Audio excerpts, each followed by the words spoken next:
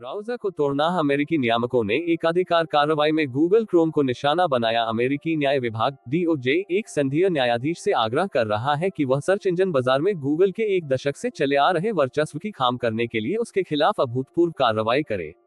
DOJ के व्यापक प्रस्ताव का मुख्य उद्देश्य गूगल को उसके क्रीम वेब ब्राउज़र को बेचने के लिए बाध्य करना है, जो इंटरनेट उपयोगकर्ताओं के लिए एक महत्वपूर्ण एक्सेस पॉइंट है।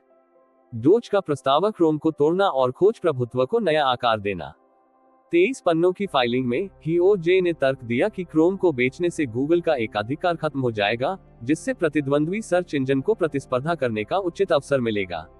नियामक गूगल के एंड्रॉयड ऑपरेटिंग सिस्टम पर प्रतिबंध लगाना चाहते हैं ताकि उसके सर्च इंजन के प्रति पक्षपात को रोका जा सके।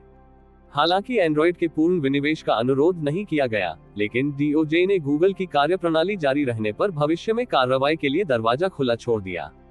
ये सिफारिशें अगस्त में अमेरिकी जिला न्यायाधीश अमित मेहता द्वारा दिए गए उस फैसले के बाद आई हैं जिसमें गूगल को एकाधिकारवादी करार दिया गया था। प्रस्तावित दंडों में गूगल को एप्पल और अन्य डिवाइस पर अपने सर्च इंजन की डिफॉल्ट के रूप में सुरक्षित रखने के लिए अरबों डॉलर का भुगतान करने से प्रतिबंधित करना, पुरध्रुव जैसे अपने प्लेटफॉर्म के लिए पक्षपात को रोकना और अपने विज्ञापन मूल्य निर्धारण प्रणाली को और अधिक पारदर्शी बनाना शामिल है।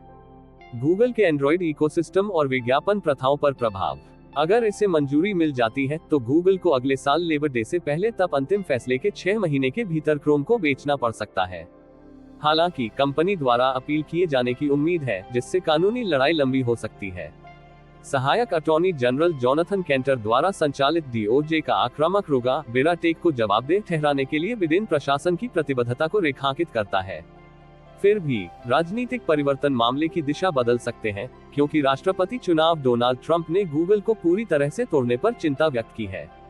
गूगल के मुख्य कानूनी अधिकारी कैट वॉकर ने प्रस्तावों को कट्टरपंथी बताते हुए खारिज कर दिया और चेतावनी दी कि इस तरह के उपाय गोपनीयता की कमजोर कर सकते हैं और कृत्रिम बुद्धिमत्ता AI में नवाचार को रोक सकते हैं, एक ऐसा क्षेत्र जिसमें गूगल अग्रणी है।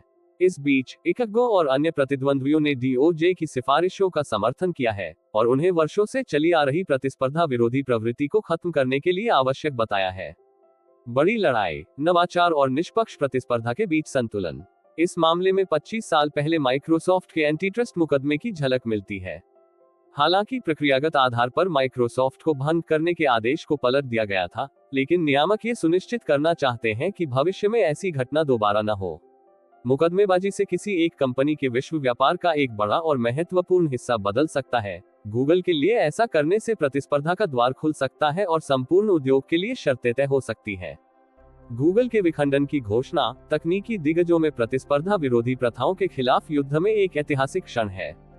चूंकि DOJ की सिफारिशों को अगर लागू किया जाता है तो डिजिटल अर्थव्यवस्था में समान अवसर बनाए रखने में बहुत मदद मिलेगी। हालांकि कानूनी अपीलों को राजनीतिक परिवर्तनों से जोड़ने वाली निम्नलिखित बाधाएं तकनीकी दिग्गजों को लक्षित करने की कठिनाइयों का संकेत देती हैं। अंत में यह इस बात पर निर्भर करता है कि यह मामला गूगल के बारे में है या नहीं, या यह इस बात की परीक्षा है कि क्या नियामक निरंतर नवाचार की प्रक्रिया को बनाए रखने में सक्षम है, जबकि उपभोक्ताओं की कीमत पर बड़ी कंपनियों के वर्चस्व के लिए अनुचित बिक्री आधार के निर्माण को रोकते हैं।